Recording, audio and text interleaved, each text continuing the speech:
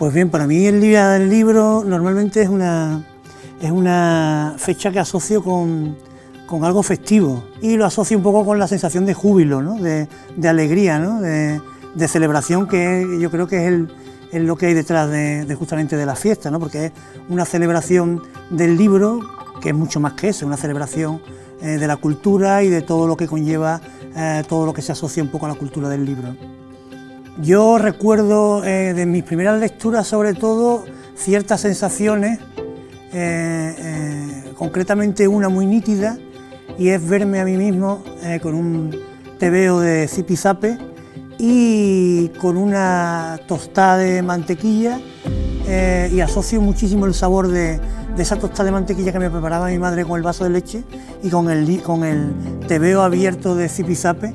Si tengo que cerrar los ojos y recordar mi primera sensación lectora, sería seguramente esa, ¿no? El olor de la mantequilla del desayuno y un libro abierto de zipizape, y también mezclado con ese olor tan característico de los tebeos antiguos, ¿no?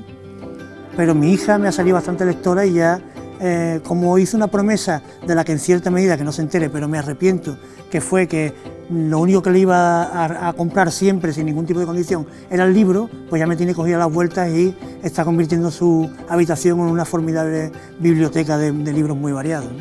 Yo diría que cada libro tiene, y cada lector tiene una preferencia de libro, y yo creo que también incluso en cierta medida cada edad tiene un tipo de libro. Pero yo diría que cada uno tiene que buscar un poco el recorrido de lecturas que le interesan, ¿no? Y ir al final pues creando su propio río de lectura que lo conforme un poco como persona lectora. Vivimos un momento, yo creo que un tanto complicado para el mundo del libro, y creo que cualquier excusa es buena para reivindicarlo, ¿no?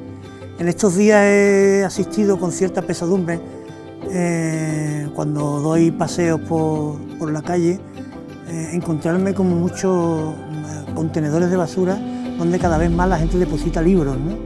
Y es una cosa que me llena de tristeza, ¿no? Porque indudablemente el libro como objeto ha perdido mucha de su influencia, o al menos de la influencia que tuvo en otro tiempo.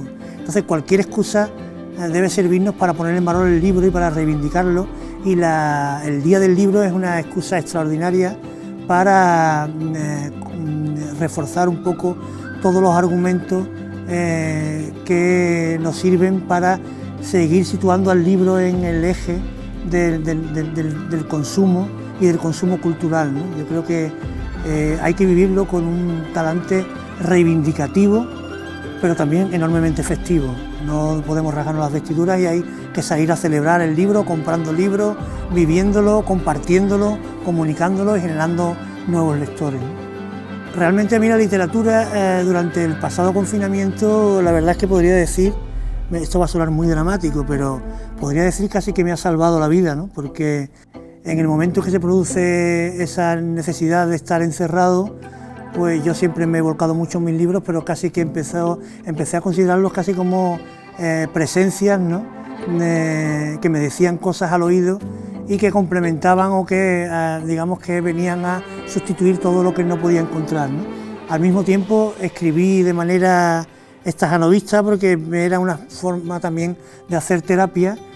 Amigos para siempre es una novela que es más bien un exorcismo, que surge a partir del momento en que, bueno, pues por el tema del confinamiento, me veo en la obligación de estar aislado y no tener asidero, y en una situación de incertidumbre y de inquietud muy grande, no solo por la enfermedad, sino por todo lo económico que lo acompañaba, y la necesidad de decir cosas y de ponerme a escribir, ¿no? Entonces, pues de ahí surge un poco esa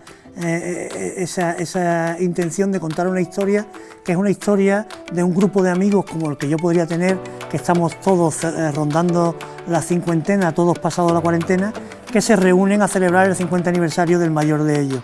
Pero en verdad es una fiesta que yo me fabriqué en mi cabeza para suplir la falta de fiesta y la situación de dolor que estábamos padeciendo en ese momento, ¿no?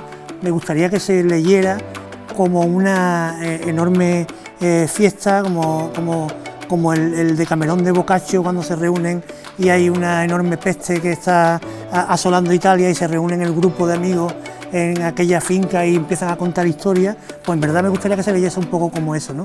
Como la fiesta que no tuvimos en la pandemia, que salió de mi cabeza y me la inventé para que todos nos divirtiéramos y sobre todo yo, ¿no?